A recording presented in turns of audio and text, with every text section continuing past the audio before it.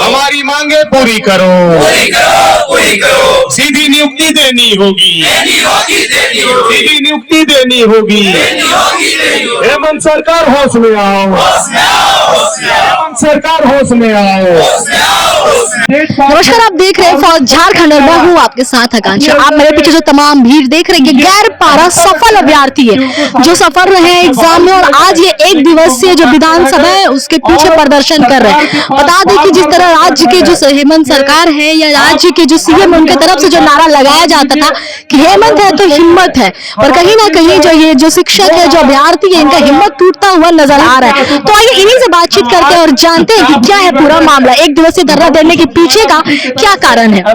देखिए, सरकार की नीति समझ से परे है, क्योंकि उस वक्त भी जो हवाला दिया गया था कि जो वहाँ पर मेन रोड में जो ये का काम चल रहा है फ्लाईओवर का, उस वजह से रोक दिया गया था हमें।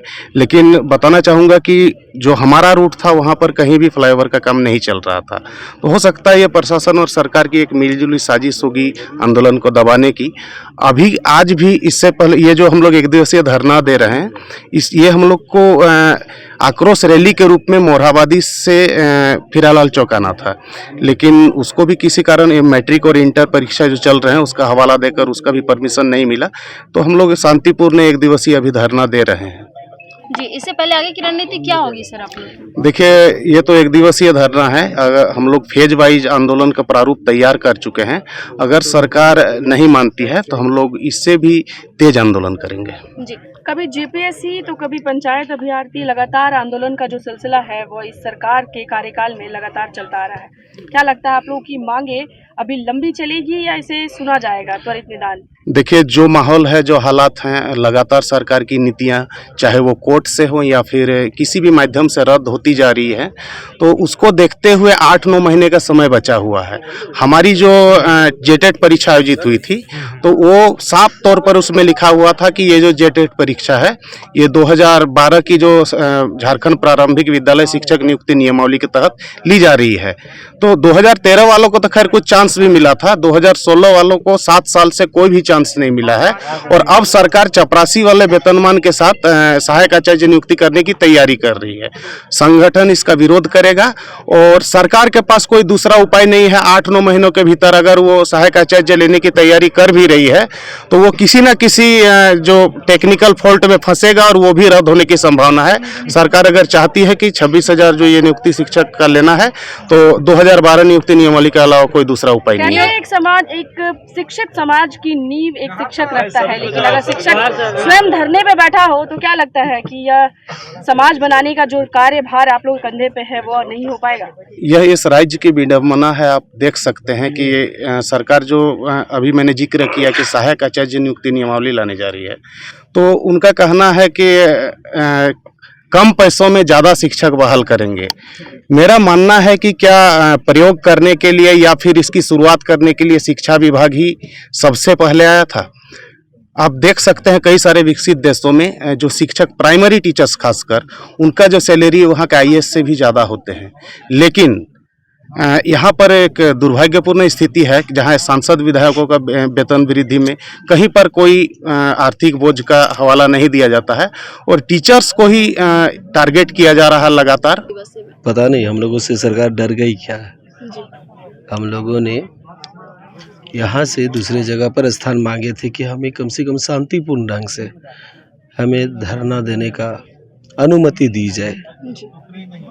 आप देख रहे हैं यहाँ पर सरकार के कोई नुमाइंदे पहुँचते हैं नहीं। ऐसे स्थिति में हम लोगों को छला जाता है। बस ऐसा लगता है मुझे कि सरकार के पास हम लोगों की नियुक्ति से संबंधित कोई प्रश्न का जवाब नहीं है। ये बहुत बड़ा विडंबना है कि झारखंड बने हुए लगभग 22 साल हो गया, लेकिन आज तक नियोजन नीति नहीं बन पाया। जब नियोजन नीति नहीं बना तो नियोजन कहाँ से दे पाएगी सरकार? अगर देखा जाए तो दोनों, चाहे यूपीए की सरकार हो चाहे एनडीए की सरकार हो, दोनों ने आज तक स्पष्ट नियोजन नीति नहीं बनाया। झारखंड के साथ अन्य 2 राज्यों का भी निर्माण हुआ था, वहाँ पे बहुत पहले ही नियोजन नीति बन गया।